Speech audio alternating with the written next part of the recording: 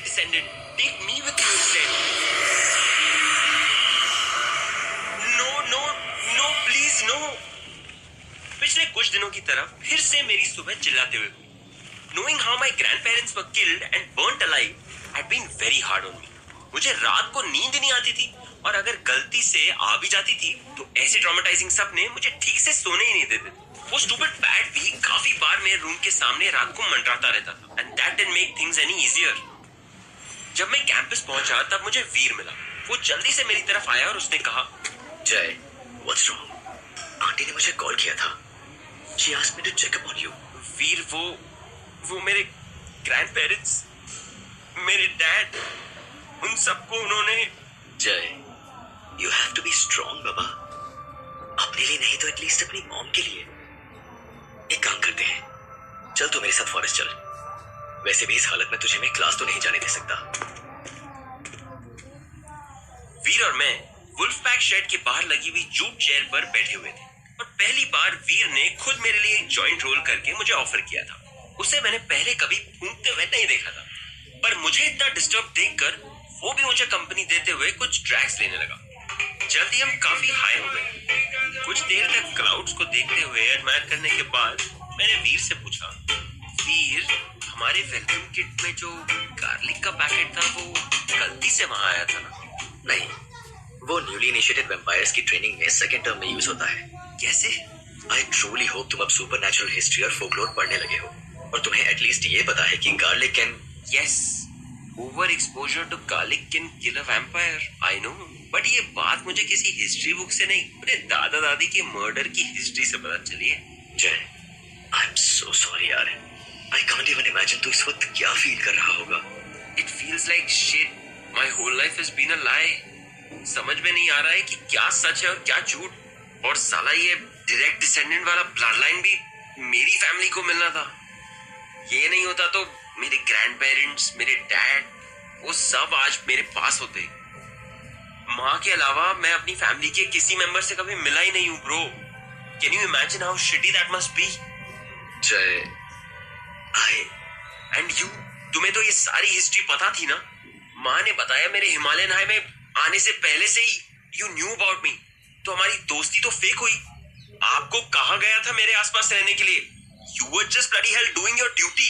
जय, ये बात सही है कि you're a direct descendant and I'm your protector. पर उससे भी पहले तू मेरा भाई है. तुझे जानने के बाद कौन तुझसे अटैच नहीं होगा स्टूपिड. तू कुछ अलग ही आइटम है. तुझे आइडिया भी नहीं है कि तेरे बिना मेरी लाइफ हिमालयन हाई में कितनी बोरिंग होती. You are the Jay to my Viru. हम साथ होंगे तो किसी से भी लड़ सकते हैं. मैं उसी वक्त उठ के वीर को जोर से हक करना चाहता था, पर पता नहीं वो हाई होने के बाद वाला आलस था या मेल ईगो का discomfort. But I just couldn't do it. Instead मैंने कहा, जॉइंट फूक के आप भी वैसे काफी सेंटी हो जाते हो. अबे जय, मैं तेरी रिया नहीं हूँ.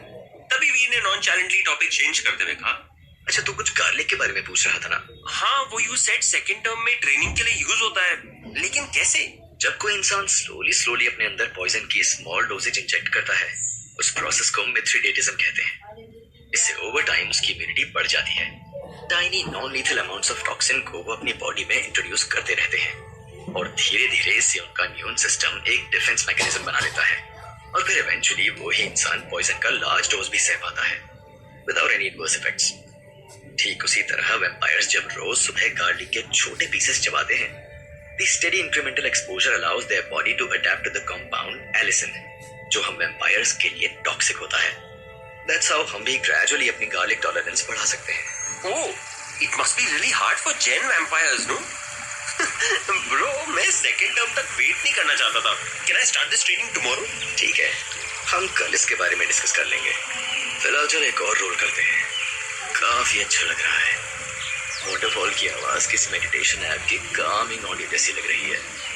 मुझे पता था कि वो खुद से ज्यादा मुझे काम डाउन करने के लिए ये सब कर रहे थे. मैंने मन ही मन उन्हें अप्रिशिएट किया, मगर कहा कुछ नहीं. शाम को जब कैंपस पहुंचा तो I stumbled upon the last person who I wanted to see at the airport, Alisha. पर पता नहीं क्यों वो थोड़ी सी डाउन दिख रही थी. She wasn't her usual mean and chirpy self. Plus वो रिया और मेरे सीक्रेट मिशन के सस्पेक्ट लिस्ट में तो थी ही, इसलिए मैंने उसे अप्रोच किया और पूछा, hey Alisha, all okay? Yes, it's just one of those bad days, you know. जब तुम्हें सडनली अपने बारे में ऐसी चीजें पता चलती हैं that you didn't know all your life, it's a little hard to deal with. उस मोमेंट पर मुझे ये रियलाइज हुआ कि आफ्टर ऑल अलीशा भी हमारी तरह ही एक टीनेजर थी, जिसकी लाइफ उसके 18th बर्थडे के बाद अचानक चेंज हो गई थी। And no matter how cool and sassy she always acted, उसके भी अपने कुछ अलग स्ट्रगल्स होंगे। मुझे थोड़ा सा गिल्ट फील हुआ for getting irritated by her and for doubting her. फिर मैंने उससे कहा, ट्रस्ट मी, आई नो, मैं भी वैसे एक सिमिलर फेज से गुजर रहा हूँ। तो तुम इस सिचुएशन से कैसे डील कर पा रहे हो? डील करने की कोशिश कर रहा हूँ, कभी हाई होकर, कभी फॉरेस्ट रन्स में अपनी एनर्जी चैनलाइज करके, कभी एक्स्ट्रा ट्रेनिंग सेशंस लेकर। कभी मुझे भी अपने साथ ले चलना, फॉरेस्ट रन्स पे या ट्रेनिंग पे? हाई होने के लिए। And she is back. Oh no, ये तुम्हें कभी अकेला नहीं छोड़ती क्या? कौन? वो और कौन? ये बोलकर अलीशा वहां से चली गई। मैं पीछे मुड़ा तो मैंने देखा मुझसे कुछ ही दूर रिया खड़ी थी और वो भी मेरी तरफ ही देख रही थी। उसे देखते ही हमेशा की तरह a calm feeling washed over me. हे, रिया ने मुझे गुस्से से देखा और बिना कुछ बोले ही वापस जाने लगी। मैं उसके पीछे पीछे भागा और पूछा, अरे वेट ना, कहाँ जा रही हो? मुझे तुमसे बात नहीं करनी। बट क्यों? बस नहीं करनी। अब मैं समझा। I was talking to Alisha, so you're getting jealous. तुम कितने नार्सिसिस्ट हो, हमेशा खुद को इतना सेल्फ इम्पोर्टेंस देते रहते हो। मुझे बचपन से ही माँ ने सेल्फ लव के बारे में सिखाया था। परफेक्ट, तुम इस लव स्टोरी के लिए ही बने हो, which includes you and you. अब बताओगी भी, ये हुआ क्या है? मैं सुबह से तुम्हें कॉल करने की कोशिश कर रही हूँ जय। I even messaged you so many times. एक पॉइंट तक तो ठीक था, पर उसके बाद मैं कितनी वरीड थी पता है? मैंने आहान से पूछा, क्रिश से पूछा, यहाँ तक कि मैं तुम्हारे हॉस्टल रूम तक पहुँच गई थी। अगर कैंपस में कॉलेज आवर्स में मैजिक अलाउड होता तो मैं अब तक लोकेटर स्पेल परफॉर्म कर चुकी होती। I was so worried for you. और तुम यहाँ अलीशा के साथ? अरे मैं पूरे दिन वीर के साथ में वेयरवुल्फ शेड पे था। I was having a bad day, Riya. Bad day चल रहा था तो तुमने मुझसे बात क्यों नहीं की? ओह वेट, क्योंकि तुम तो अलीशा के साथ अपना दर्द बांटने में बिजी थे। Riya, are you listening to yourself? Seriously? After all this तुम मुझे ही ब्लेम कर रहे हो? This is just wow. Actually you know what, our secret mission is officially off. जो पता लगाना होगा वो मैं अब अकेले ही देख लूंगी। And this whatever this was between us, that's off too. वैसे भी inter-community relationships are looked down upon. So yeah, bye. रिया, मेरी बात तो सुनो, रिया। Oh, just when I thought this day couldn't get any worse. Ouch! अरे मैं क्यों वारी कर रहा हूँ, मैं तो वैम्पायर हूँ। मैंने कैंपस में पड़े हुए एक पत्थर को किक किया और फिर दर्द से लंगड़ाते हुए अपने हॉस्टल की तरफ जाने लगा। For some reason, जब भी मैं इमोशनली डाउन होता हूँ तब फिजिकली भी कुछ वीक सा हो जाता हूँ। अपनी फैमिली की ट्रेजिक हिस्ट्री जानने के बाद मैं ऑलरेडी काफी डिस्टर्ब था और फिर रिया ने मेरा पूरा हाई उतार दिया। I decided to give her some space. मैंने सोचा कि जब उसका गुस्सा ठंडा हो जाएगा तब बात करने की कोशिश करूंगा। मैं पार्क क्रॉस करके कुछ ही देर में हॉस्टल पहुंचने वाला था जब मुझे ये रियलाइज हुआ that I was being followed. मैंने अपनी पेस बढ़ाई और फिर जो भी मुझे फॉलो कर रहा था वो भी स्पीड से मेरे पीछे पीछे चलने लगा।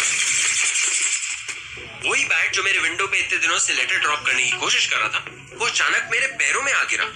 ऊपर आसमान में डार्क क्लाउड्स छाए हुए थे और बहुत सारे बैट्स मेरे ऊपर मंडरा रहे। What the hell is happening and who the fuck is following me?